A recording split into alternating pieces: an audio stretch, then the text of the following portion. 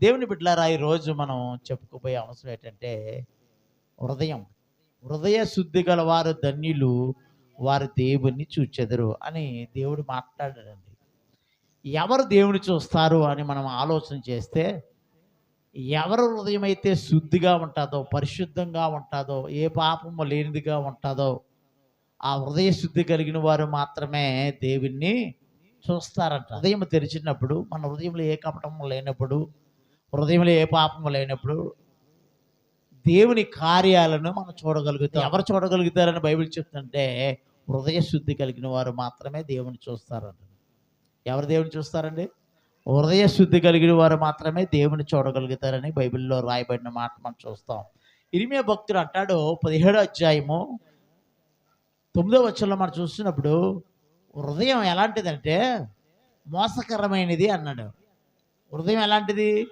మోసకరమైనది. రెండోదిగా అది ఘోరమైన వ్యాధి గలది, దాన్ని గ్రహింపగలిగిన వాడు ఎవడు అని రాయబడి ఉంది. దేవుడు ఏమంటాడు? హృదయ శుద్ధి గలవారు ధన్యులు, వారు దేవుడు చూస్తారంటున్నాడు. కానీ హృదయం ఎలాగుంటుందంట? హృదయం మోసకరమైనదంట, అది ఘోరమైన వ్యాధి కలిగిందంట. హృదయము మోసకరమైనది. అది మన హృదయమే మనం మోసం చేస్తుందండి. మత్తయి భక్తుడు అంటాడు, హృదయము నిండి ఉన్న దాన్ని బట్టి నోరు మాట్లాడుతుంది అన్న. హృదయము మనం ఏదైతే తలస్తున్నామో హృదయంలో, అది ఏం మాట్లాడుతుంది? నోరు మాట్లాడుతుంది. మన హృదయంలో ఏమనుకుంటున్నామో అది నోరు మాట్లాడుతుంది అంట. హృదయము నిండి ఉన్న దాన్ని బట్టి నోరు మాట్లాడుతుంది అంటే, మన హృదయం మంచిదో చెడ్డదో తెలియాలంటే మన నోరుని బట్టే తెలిసిపోతుంది. హృదయం ఏమైతే నిండి ఉందో, హృదయంలో ఏమైతే ఉన్నావో అవి నోరు మాట్లాడుతుంది. కాబట్టి ఆ మాటను బట్టి నీ హృదయం పరిశుద్ధమైనదో కాదో ఆ మాటను బట్టే తెలిసిపోతుంది. హృదయమును గ్రహించగలిగిన వాడు ఎవడు అంటే, దేవుని బిడ్డలారా, హృదయములను అంతరింద్రియములను పరిశీలించు నీతి కలిగిన దేవుడు మన దేవుడు. హల్లెలూయా. మన హృదయాన్ని ఎవరు పరిశీలన చేయగలరంటే, ఎవరు పరిశోధించగలరంటే, దేవుని బిడ్డలారా, అక్కడ హృదయములను అంతరింద్రియములను పరిశీలించగలిగిన నీతి కలిగిన దేవుడు. దేవునికి స్తోత్రం. ఇర్మీయా భక్తుడు ఏమంటే, హృదయము మోసకరమైనది, అది ఘోరమైన వ్యాధి కలిగినది, దాన్ని గ్రహింపగలిగిన వాడు ఎవడు అంటే, ఆ హృదయాన్ని గ్రహింపగలిగిన వాడు, హృదయాన్ని పరిశీలించిన వాడు ఎవరంటే, హృదయములను అంతరింద్రియములను పరిశీలించగల నీతి గల దేవుడు. మన హృదయాన్ని పరిశోధించేవాడు ఎవరంటే, పరిశీలించేవాడు ఎవరంటే తండ్రి అయిన దేవుడు. ఆదికాండము 6వ అధ్యాయం 5వ వచనంలో ఉన్న మాట మనం చదువుదాం. నరుల చెడుతనం భూమి మీద గొప్పదనియు, వారి హృదయం యొక్క తలంపులలోని ఊహ, వారి హృదయం యొక్క తలంపుల్లోని ఊహ అంతా ఎల్లప్పుడూ కేవలము చెడ్డదనియు యెహోవా చూచి, తాను భూమి మీద నరులను చేసినందుకు యెహోవా సంతాపము నొంది తన హృదయంలో నొచ్చుకున్నాడంటాడు. అంతలుగా నేనే సృష్టించాను కదా, మనుషులను యథార్థంగానే చేశాను కదా, అయితే వాళ్ళు ఏం చేశారంట? భూమి మీద చెడిపోయి వారి యొక్క హృదయంలోని ఊహ అంతా కేవలం చెడ్డదిగా కనబడుతుందంట దేవునికి. మన హృదయంలోని యొక్క ఆలోచనలు, మన హృదయంలో యొక్క ఊహ అంతా ఎలాగుందంటే కేవలము చెడ్డదిగా. ఎవరు కనబడింది? దేవునికి కనబడింది. నరులు చెడుదనం భూమి మీద గొప్పదైపోయిందంటండి. నరులు చెడు గొప్పదంటే చాలా ఎక్కువైపోయింది అనమాట. నరులు చెడుతనము భూమి మీద గొప్పది. ఇంకేమన్నాడు?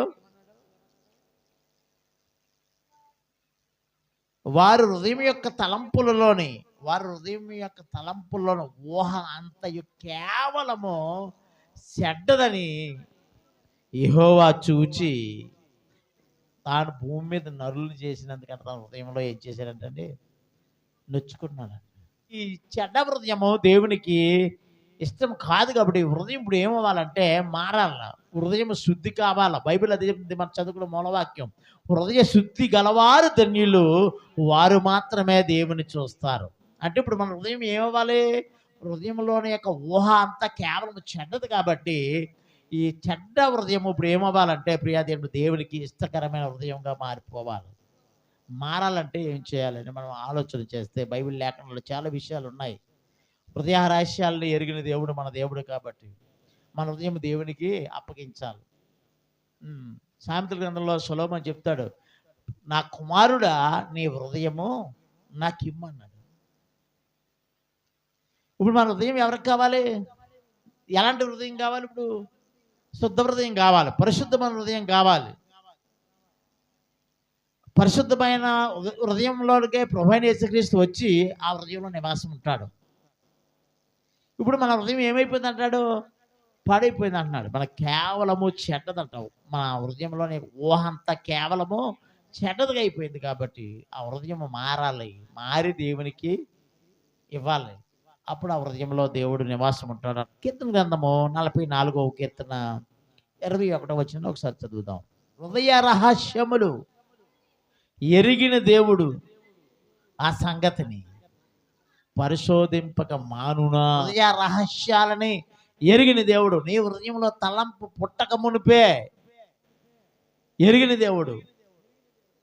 నీ హృదయంలో దురాలోచన రాకముందే హృదయంలో ఏమున్నాయంటే మనకు చాలాసార్లు చెప్పుకుంటూ ఉంటాం. మార్కు సువార్త 7:21 వచనంలో లోపల నుండి అనగా మనుషుల హృదయంలో నుండి ఏమిటి? దురాలోచనలు. ఏంటంటే దురాలోచన, దుష్టాలోచనలు అన్నమాట. మరి దుష్టాలోచన ఉన్న హృదయంలో యేసయ్య ఉండగలడా? ఈ దుష్టాలోచన గల హృదయం దేవునికి, నా హృదయం నేను నీకు ఇచ్చేస్తానంటే దేవుడు ఇష్టపడతాడండి. మరి ఇప్పుడు ఏం చేయాలి? ఆ దురాలోచనలు ఇప్పుడు ఏం చేయాలి? మనం తీసివేయాలంట. దురాలోచనలు, జారత్వము, దొంగతనము, నరహత్య, వ్యభిచారము, లోభములు, చెడుతనములు, కృత్రిమములు, కామ వికారం, మత్సరము, దేవదూషణ, అహంభావం, అవివేకము వచ్చును. ఈ చెడ్డవన్నీ లోపల నుండి అనగా లోపల ఉన్న మనుషుల హృదయంలో నుండి బయలు వెళ్ళి అవి మనుషుని మళ్ళీ ఏం చేస్తున్నాయంటే అపవిత్రపరుస్తున్నాయంట. మనం అపవిత్రం అయిపోవడానికి కారణం ఏంటంటే మన హృదయం. మన హృదయంలో ఇవన్నీ ఉన్నాయంట. ఏమున్నాయంట? 13 కార్యాలు ఉన్నాయి అక్కడ. దురాలోచనలు, దొంగతనాలు, వ్యభిచారం, కామ వికారం, దేవదూషణ, అవివేకం, కృత్రిమములు, అహంభావం, అవివేకం, లోభాలు, ఇవన్నీ కూడా లోపల ఉన్నాయంటున్నాడండి. దేవుని ఇష్టపడడు. కాబట్టి హృదయంలో ఉన్న ఈ చెడు కార్యాలన్నింటినీ కూడా ప్రభు దగ్గర మనం ఏం చేయాలంటే ఒప్పుకొని విడిచిపెట్టాలి. ఏం చేయాలంటే ప్రభు దగ్గర ఒప్పుకొని విడిచిపెట్టాలి. ఎందుకంటే హృదయ రహస్యములను ఎరిగిన దేవుడు. నువ్వు నటిస్తే మాత్రము ఆయనకి తెలియదు అనుకోకండి. మనం నటిస్తున్నాం, ప్రార్థన చేసేస్తాం, పెదాలతో ప్రార్థన చేస్తాం, పెదాలతో పాటలు పాడతాం, పెదాలతోటి భక్తిలా కనబడుతూ ఉంటాం, భక్తి పొరులా కనబడుతాం. ఆయంత భక్తి పరుడు ఈ లోకం మీద ఎవరు లేరు అనుకుంటుంటాం. కానీ మన దేవుడు హృదయ రహస్యములను ఎరిగిన దేవుడు. 66వ కీర్తన 18వ వచనం. నా హృదయంలో నేను పాపమును లక్ష్యం చేసిన ఎడల ప్రభువు నా మనవి వినకపోవును. మన హృదయంలో పాపానికి చోటిచ్చి ఎంత ప్రార్థన చేస్తున్నాం కానీ హృదయంలో ఏముంది? పాపం ఉంది. అందువల్ల ఆ ప్రార్థన దేవుడు వినకపోవును అని ఉంది బైబిల్లోని. అంటే మనం చేసిన ప్రార్థన దేవుడు వినట్లేదు. ఎందుకు వినట్లేదు? ఆయన ఏమైనా పక్షపాతి ఏంటంటే ప్రార్థన వినకపోవడానికి? విననేరకు ఎండినట్లు ఆయన చెవులు ఏమైనా మందమంటారా? ఆయన వినే దేవుడు, ప్రార్థన వినే దేవుడు. మరి ఎందుకు వింటలేదు? ఎందుకు వింటలేదంటే మన హృదయంలో పాపాన్ని పెట్టుకొని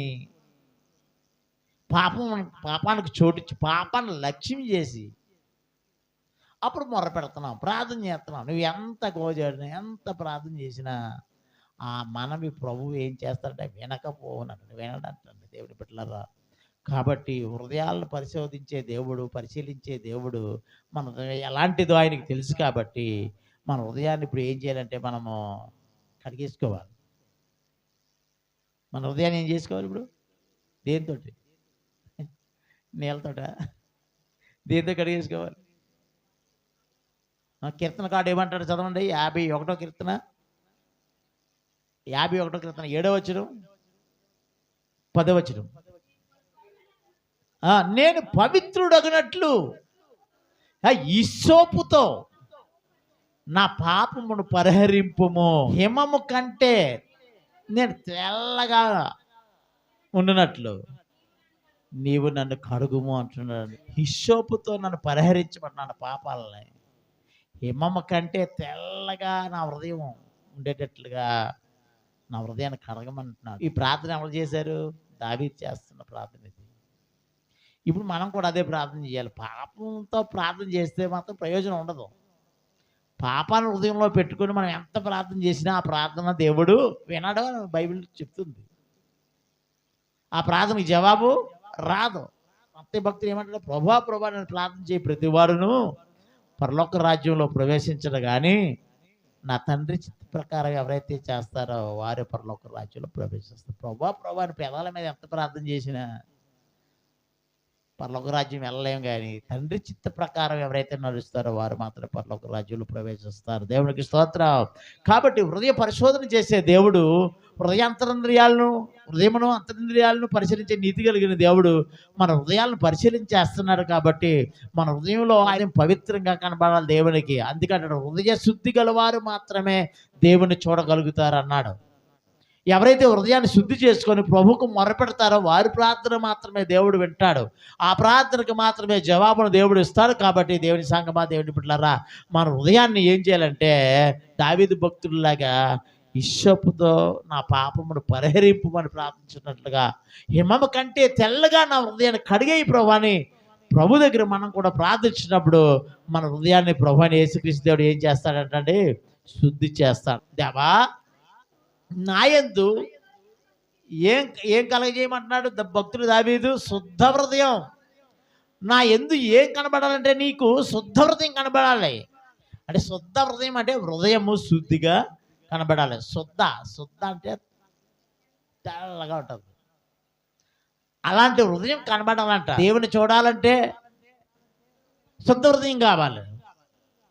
అందుకంటే నా యందు శుద్ధ హృదయం కలుగజేయము, నా అంతరంగములో స్థిరమైన మనస్సును నూతనంగా పుట్టించుము అంటాడు. తిరుగుతాంతారు 16 అధ్యాయం 9వ వచనం చదవండి.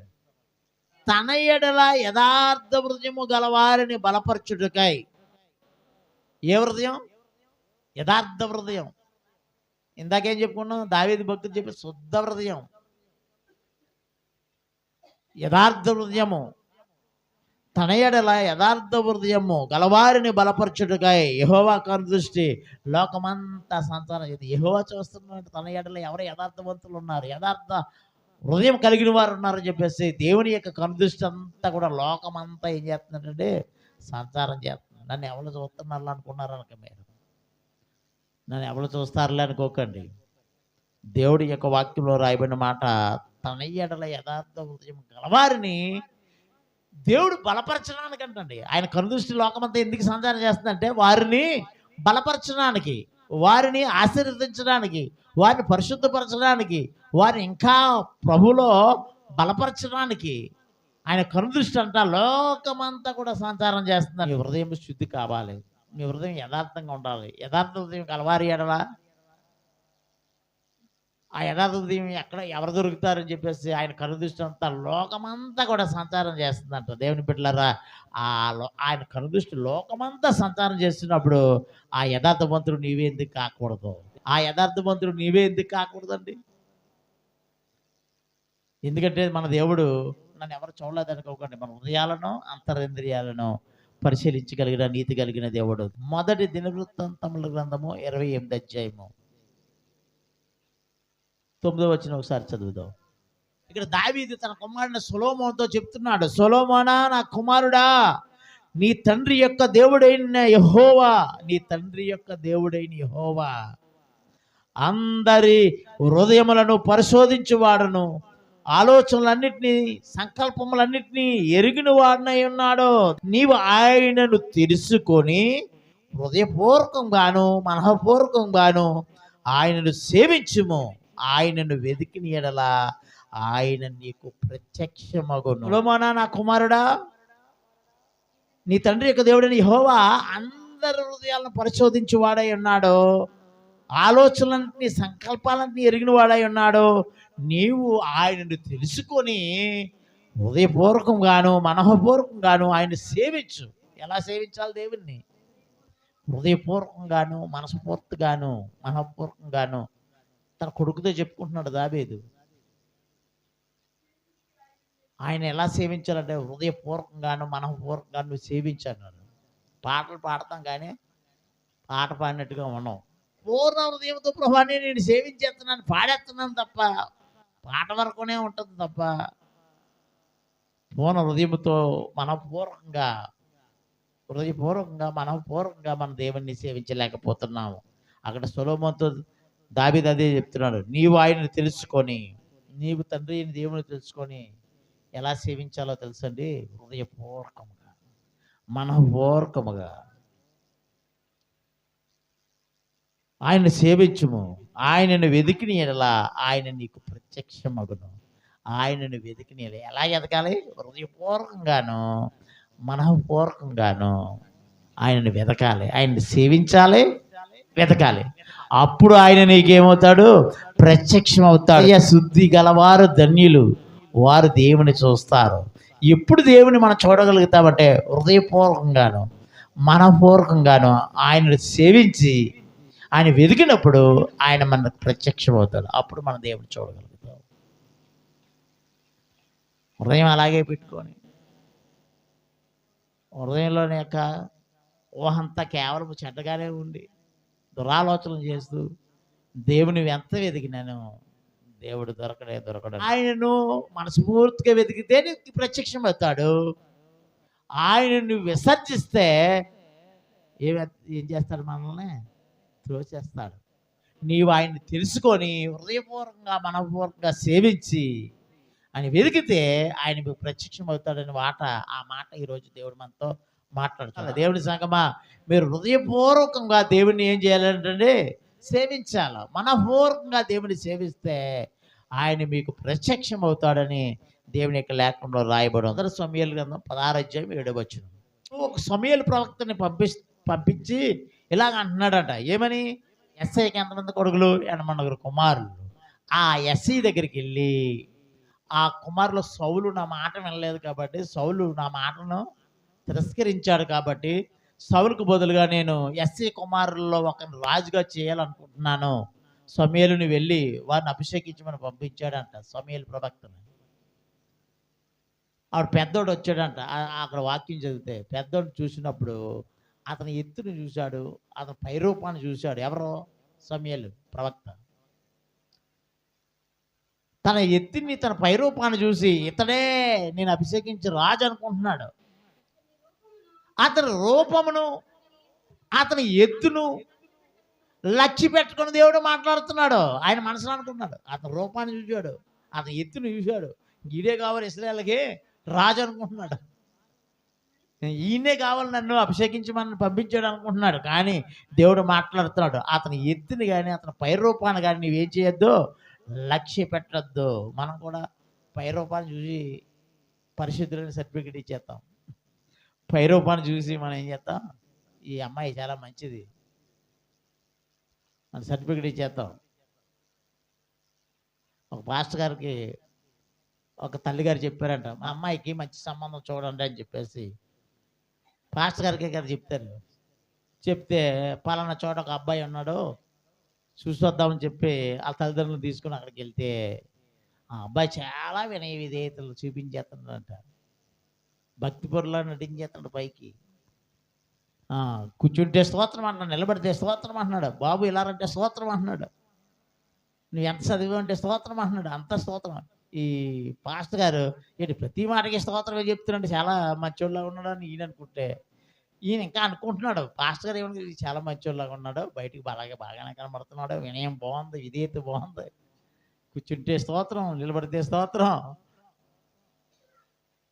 అని ఈయన అనుకుంటున్న సమయంలో, పాస్టర్ గారు ఇంకా అనుకుంటున్న సమయంలో ఆ తల్లిదండ్రులు, పాస్టర్ గారు ఇంక వేరే సంబంధం ఏదొద్దండి, ఈ సంబంధం ఖాయం చేసేయండి, ఇంకేమీ లేదు.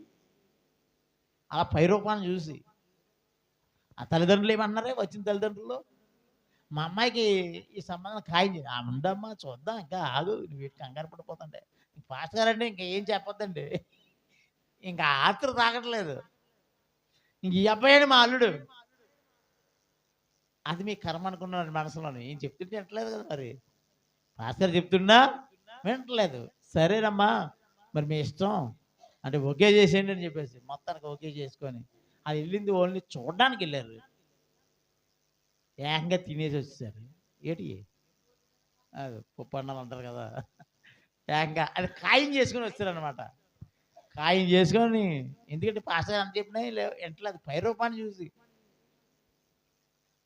అది అందాన్ని చూసి, ఆ పై రూపాన్ని చూసి అదే వినయం అనుకోని, అదే భక్తి అనుకోని, ఆ పై రూపాన్ని అంతటిని చూసి ఖాయం చేసేయండి అయ్యారు, ఖాయం చేసేయండి, ఇంక ఇలాంటి సంబంధం మనకు దొరకదు కాయపరి చేసుకొని వచ్చేసారట. పెళ్ళి అయిపోయింది మొత్తానికి. ఏదో రకంగా కొన్ని ఒక నెల, ఆ నెలలో 2-3 వారాలకి పెళ్ళి అయిపోయింది, అంత అయిపోయింది. 1 నెల 2 నెలలు గడిచింది, 3 నెలలు గడిచింది. ఆ హృదయంలో ఉన్న ఆ క్రూరత్వం బయటకు వస్తుందంట. ఇప్పుడు ఆ అమ్మాయిని వేధించడం, ఆ అమ్మాయిని బాధ పెట్టడం, ఆ అమ్మాయిని ఏం చేస్తున్నాడు, బాధ పెట్టడం, ఇబ్బంది పెట్టడం. ఈవిడ ఒక నెల 2 నెలలు చెప్పుకోలేదు తన తల్లిదండ్రులకి. ఆ తర్వాత ఈ క్రూరత్వం అంతా కూడా ఏమవుతుంది, బయటకు వచ్చేసిందంట. దేవుడు సమూయేలుతో అదే మాట్లాడతాడు, అతని పై రూపాన్ని నువ్వు చూడొద్దు, ఎత్తుని లక్ష్య పెట్టద్దు, అతని పై రూపాన్ని చూడొద్దు. మనుషులను లక్ష్య పెట్టి వాటిని యెహోవా లక్ష్య పెట్టడం, అతన్నే త్రోసివేసి ఉన్నాను అని చెప్పాడు. ఎందుకు ఈ విషయాన్ని నేను చెప్తున్నానంటే, దేంట్లో మనము పై రూపాన్ని చూస్తాము, మన దేవుడు అంతరింద్రియాన్ని చూస్తాం. మనుషులు పై రూపాన్ని లక్ష్య పెడతారు, కానీ యెహోవా హృదయాన్ని లక్ష్య పెట్టే దేవుడు. మన దేవుడు అయితే హృదయాన్ని లక్ష్య పెట్టే దేవుడు. కాబట్టి హృదయాలను అంతరింద్రియాలను పరిశీలించే నీతి కలిగిన దేవుడు మన దేవుడు. కాబట్టి బయటికి నటించేసినంత మాత్రాన నన్ను ఎవరో చూడలేదనుకోకండి.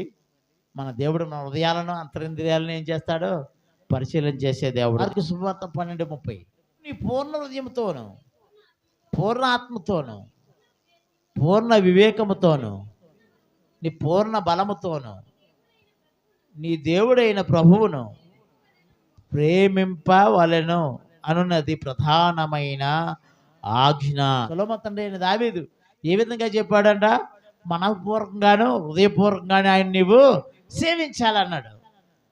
ఇక్కడ కూడా మన ఆజ్ఞలో ప్రధానమైన ఆజ్ఞ ఏంటంటే, పూర్ణ హృదయముతో, పూర్ణాత్మతో, పూర్ణ వివేకముతో, పూర్ణ బలముతోను నీ దేవుడిని యెహోవాని ఏం చేయాలి, ప్రేమించాలి, సేవించాలి. మనం ఎలా సేవిస్తున్నాం దేవుడిని? ప్రధానమైన ఆజ్ఞ త్రోసివేస్తున్నామేమో చూడండి. మన దేవుని ఎలా ప్రేమిస్తున్నాం, ఎలా సేవిస్తున్నాం, ఎలాగ ఆరాధన చేస్తున్నాం, ఎలాగ ప్రభువుని కనపరుస్తున్నాం, ఇది చాలా ప్రాముఖ్యమైనది. పూర్ణ హృదయంతో దేవుణ్ణి మనము ఆరాధించాలి, పూర్ణ హృదయంతో దేవుణ్ణి మనము సేవించాలంట. 27:14 వచనంలో ఈ మాట రాయబడింది, చదవమ్మా. యెహోవా కొరకు కనిపెట్టుకొని ఉండుము, ధైర్యము తెచ్చుకొని నీ హృదయమును నిబ్బరముగా ఉంచుకొనుము. యెహోవా కొరకు కనిపెట్టుకొను. మన హృదయం ఎలా ఉండాలంటే, నిబ్బరముగా కనిపెట్టుకోవాలని ఉండాలంట. నిబ్బరంగా అంటే అర్థం ఏంటి, కలవరం ఉండకూడదు హృదయంలోని, అంత మాత్రమే కాకుండా కలతలు ఉండకూడదు, అధైర్యం ఉండకూడదు, కలవరం ఉండకూడదు, కలతలు ఉండకూడదు, అధైర్యం ఉండకూడదు. ఏముండాలి, నిబ్బరంగా ఉండమంటే నీ హృదయము ధైర్యం కలిగి ఉండాలి, నిబ్బరం కలిగి ఉండాలి. నిబ్బరం కలిగి ఆయన కొరకు నువ్వేం చేయాలని కనిపెట్టుకొని ఉండాలంటే, అంతేగాని ప్రతిదానికి భయపడిపోతుంటాం. ప్రతిదానికి అధైర్యం, కలతలు, కలవరం, మన హృదయం ఏమైపోద్ది, కలవరపడిపోద్ది. కానీ దేవుడు ఏం మాట్లాడుతున్నాడు, నిబ్బరము కలిగి ధైర్యంగా ఉండమంటున్నాడు. ధైర్యంగా ఉండి ఆయన కొరకు మీరు కనిపెట్టుకొని ఉండమంటున్నాడు అండి. అప్పుడు దేవుడు నీతో మాట్లాడతాడు, ప్రత్యక్షం అవుతాడు. హృదయశుద్ధి గల వారు ధన్యులు అంటే ఇవన్నీ వస్తాయి అందులోకి. హృదయశుద్ధి గల వారు ధన్యులు, వారు దేవుని చూస్తారంటే, నీ హృదయం కలవరం ఉంటే దేవుడిని చూడగలుగుతావా? నీ హృదయంలో నెమ్మది లేకపోతే దేవుని చూడగలుగుతావా? నీ హృదయంలో కలతలు ఉంటే, అధైర్యం ఉంటే ఎలా దేవుని చూడగలుగుతావు? కాబట్టి అంటాడు, ఈ కలవరాన్ని, కలతలను, అధైర్యాన్ని విడిచిపెట్టి నీ హృదయమును నిబ్బరంగా ఉంచండి, ఉండనివ్వండి. నిబ్బరంగా ఉంచుకొని ఆయన కొరకు కనిపెట్టుకొని ఉండాలి. 28వ కీర్తన 7వ వచనంలో కూడా మాట చదవమ్మా. యెహోవా నా ఆశ్రయం, నా కేడము, నా హృదయము ఆయనయందు నమ్మికించిన గనుక నాకు సహాయం కలుగును. నా హృదయము ఆయన యందు నమ్మికించిన గనుక నాకు సహాయం కలుగుతుంది. హల్లెలూయా. నీకు సహాయం ఎక్కడి నుండి వస్తుంది? మీకు సహాయం ఎవరిస్తారు? నేను ఈ హృదయము ఆయన యందు నమ్మిక ఇచ్చిన కనుక నాకు సహాయం కలుగుతుంది. మన హృదయం ఆయన యందు నమ్మిక ఉంచాలండి. మనకు సహాయం కావాలంటే మన హృదయము ఆయన యందు నమ్మిక ఉంచితే ఖచ్చితంగా మనకు సహాయము దొరుకుతుంది అంట. 4:23 చెప్పి నేను ముగించేస్తాను. నీ హృదయములో నుండి ఏం బయలుదేరుతున్నాయంటే మన హృదయంలో నుండి ఈరోజు దేనికోసం చెప్పుకుంటున్నాం? అమ్మా ఎంతవరకు హృదయం హృదయం హృదయం హృదయం హృదయం ఎలాంటిగా ఉండాలి? హృదయం ఎలాగుంటే దేవుడు ప్రత్యక్షం అవుతాడు? ఎలాంటి హృదయంతో దేవుని ఆరాధించాలి? అన్ని విషయాలు మనం చెప్పుకుంటూ వచ్చాం. కూడా సామెతల గ్రంథంలో సొలొమోను చెప్తున్న మాటను కూడా మనం చదువుతున్న 4:23 చదవండి. నీ హృదయములో నుండి ఏం బయలుదేరుతాయంట? జీవధారలు బయలుదేరు. కాబట్టి అన్నిటికంటే ముఖ్యముగా అంటే డబ్బు కంటే, బంగారం కంటే, వెండి కంటే, ఇల్లు కంటే, పొలము కంటే, ఆస్తుల కంటే, అన్నిటికంటే ముఖ్యముగా నీ హృదయమును భద్రముగా కాపాడుకొనుము. హల్లెలూయా. ఇల్లు భద్రంగా కాపాడుకుంటాం, డబ్బు జాగ్రత్తగా కాపాడుకుంటాం, వెండి బంగారాలను చాలా జాగ్రత్తగా కాపాడుకుంటామా పాడేసుకుంటామా? చెప్పండి. వెండి బంగారాలు కాపాడుకుంటాం, పాడేసుకుంటాం. డబ్బు పారేస్తామా? చాలా భద్రంగా కాపాడుకుంటాం. ఇక్కడ బైబిల్ ఏం చెప్తుంది? అన్నిటికంటే ముఖ్యంగా, వెండి బంగారాల కంటే ముఖ్యంగా, ఆస్తిపాస్తుల కంటే ముఖ్యంగా, ఇల్లు పొలాల కంటే ముఖ్యంగా, అన్నిటికంటే ముఖ్యంగా నీ హృదయమును భద్రముగా కాపాడుకోనము. హల్లెలూయా. అన్నీ బాగానే కాపాడుకుంటున్నాం కానీ మన హృదయాన్ని మాత్రం కాపాడుకోలేకపోతున్నాం. అన్నీ బాగానే కాపాడుకుంటాం. బంగారం ఏంటి, వెండి ఏంటి, ఇల్లు ఏంటి, పొలం ఏంటి, ఆస్తులేంటి, ఇవన్నీ పోకుండా జాగ్రత్తగా కాపాడుకుంటాం. కానీ దేవుడు మనకి ఇచ్చిన హృదయాన్ని మాత్రం మనం ఏం చేయలేకపోతున్నాం? కాపాడుకోలేకపోతున్నాం. కాపాడుకోవాల్సింది ఏంటి? వెండి బంగారాల పెట్టి బీరువాలో పెట్టి తాళం వేసేస్తారు. పొలాలు రిజిస్ట్రేషన్ చేసేసి భద్రంగా ఉంచుతారు. అన్నీ భద్రంగానే ఉంటాయంట. కానీ వీటన్నిటికంటే ముఖ్యంగా మీ హృదయమును భద్రంగా కాపాడుకోవడం అంటే కాపాడబడట్లేదు హృదయం. దేవుని బిడ్డలారా, ఆస్తిపాస్తుల కంటే, వెండి బంగారాల కంటే హృదయం చాలా విలువైనది. హృదయం చాలా విలువైనది. కాబట్టి ఈ హృదయాన్ని మనం ఏం చేయాలంటే భద్రంగా కాపాడుకోవాలా. ఈ హృదయంలో ఏముండాలంటే దేవుని బిడ్డలారా, ఇందాక చెప్పినట్లుగా మార్కు సువార్త 7:13 ఉండవలసినవి కావవి, అవి ఉంటున్నాయి. కానీ అవి తీసేసి మరి ఏముంచాలంటే 19వ కీర్తన 11 ఏమంటాడంటే, నా హృదయములో దేవుని యొక్క వాక్యమును ఉంచుకొని ఉన్నాను. అలాగే ఉందా? నా హృదయములో నీ వాక్యము ఉంచుకొని ఉన్నాను. దేవుడికి స్తోత్రం. నీ హృదయంలో ఏముండాలి? దురాలోచనలా, దొంగతనాలా, లోపములా, కృత్రిమములా, మత్సరమా, అసూయ ఏముండాలి అంటే అక్కడ వాక్యంలో చెప్తుంది, నా హృదయంలో నీ వాక్యమును ఉంచుకొని ఉన్నాను అంటున్నాడు భక్తుడైన దావీదు. మన హృదయంలో ఏముండాలమ్మా? ఏముండాలి? దేవుని యొక్క వాక్యం ఉండాలా? ఉందా? దేవుని యొక్క వాక్యం అంటే ఎవరెంతకిని? వాక్యమే దేవుడు, దేవుడే వాక్యము. అంటే మన హృదయంలో ఎవరు ఉండాలి? దేవుడే ఉండాలంట. దేవునికి స్తోత్రం.